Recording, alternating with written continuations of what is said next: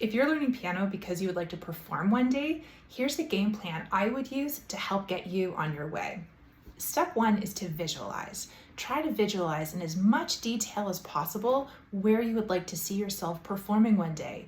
Do you want to play in an auditorium? Do you want to play in a bar? Do you want to play in front of your church? Do you want to play in front of your friends at a social gathering? Try to gather as much imaginative detail about what this experience is going to look like.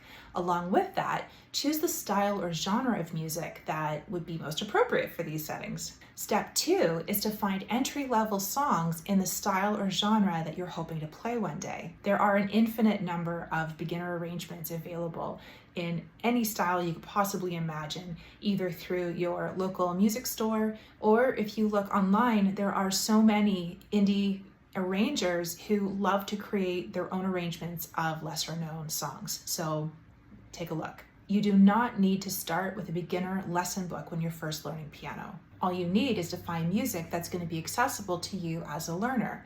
So that usually means trying to find pieces that are shorter, that don't have many sharps or flats, and of course are in the style that you actually want to play. It's totally possible to learn everything you need to know about theory and rhythm through an entry-level style book, as much as you would learn from a beginner lesson book. So don't be afraid of that.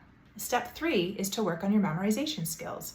Chances are that if you want to play in front of people, you're not going to go up to the stage with a big pile of books in your arms.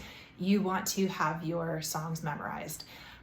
If you don't have a piano teacher who can help you with your memorization skills, another easy trick is to simply record a video of yourself playing. When you play it back to yourself, you can follow along with your sheet music and make sure that you didn't miss any important parts.